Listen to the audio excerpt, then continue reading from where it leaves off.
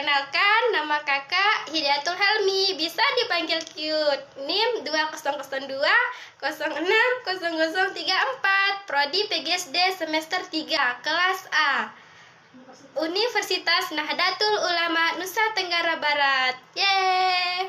Muah. Saya di sini sedang memenuhi tugas dari Ibu Trisna Kusuma Wardani, MPD, mata kuliah ICT. Saya di sini akan membahas tentang alat pernapasan pada manusia. Urutan alat pernapasan. Pada manusia, pertama-tama udara akan masuk melalui hidung kita. Setelah itu akan masuk ke bagian faring. Faring adalah rongga di dalam tubuh kita yang merupakan tempat pertemuan antara saluran dari hidung dan saluran dari mulut. Jadi, lubang dari hidung dan lubang dari mulut akan bertemu di bagian faring. Oleh karena itu, kita bernapas menggunakan hidung maupun menggunakan mulut sekaligus. Meski begitu, yang paling baik adalah bernapas menggunakan hidung. Setelah melewati laring, udara akan masuk ke bagian rongga yang bercincin-cincin ini yang disebut sebagai trakea atau batang tenggorokan. Tetapi ini trakeanya beda dengan yang ada pada serangganya. Lalu di bagian ujung di bawah trakea akan terjadi dua persimpangan, ada yang ke kiri dan ada yang ke kanan. Dua cabang trakea ini disebut sebagai bronkus. Bronkus akan membawa udara masuk ke dalam paru-paru kiri dan paru-paru kanan. Sebagian bronkus ada di luar paru-paru dan sebagian lagi ada di dalam paru-paru. Di dalam paru-paru, bronkus bercabang-cabang lagi menjadi bagian-bagian. Yang lebih banyak disebut sebagai bronkiolus, dan bronkiolus ini akan sampai pada ujung alat pernapasan kita yang paling penting, yang disebut sebagai alveolus. Nah, untuk menghafal urutan saluran pernapasan, saya punya lagu adik-adik.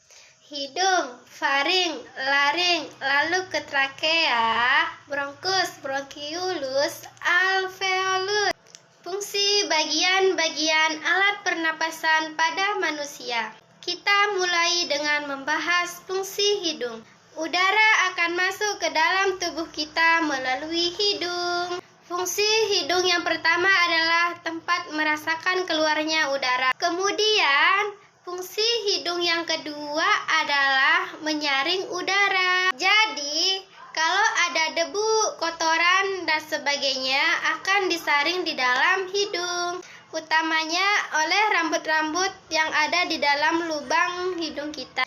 Juga oleh lapisan dinding hidung kita yang lembab.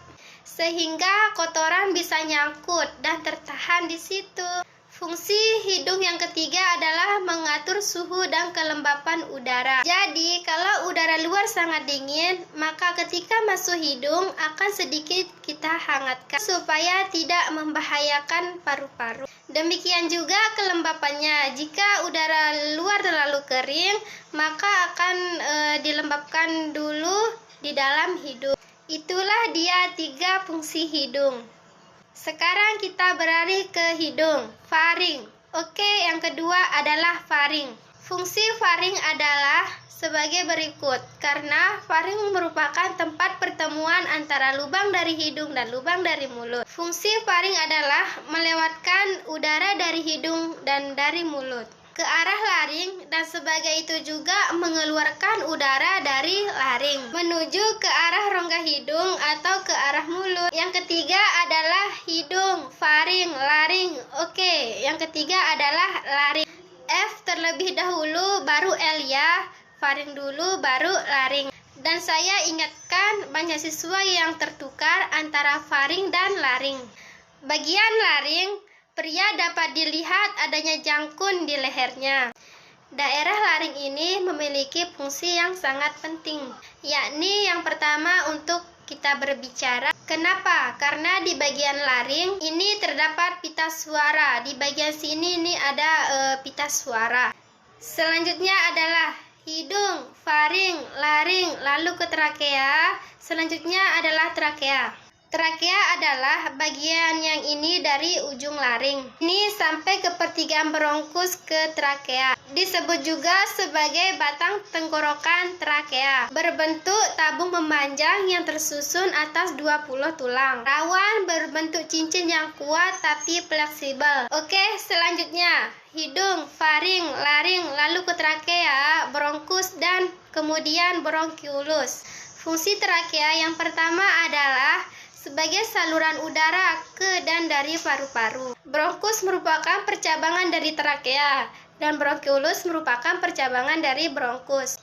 Dan yang terakhir, ini bagian yang paling penting adalah alveolus. Fungsi bronkus dan bronkiolus ini sama, yakni saluran udara ke dan dari paru-paru. Alveolus bentuknya seperti bromfolan anggur. Fungsinya adalah tempat terjadinya pertukaran oksigen dan karbon dioksida. Seperti ini paru-paru kita, teman-teman.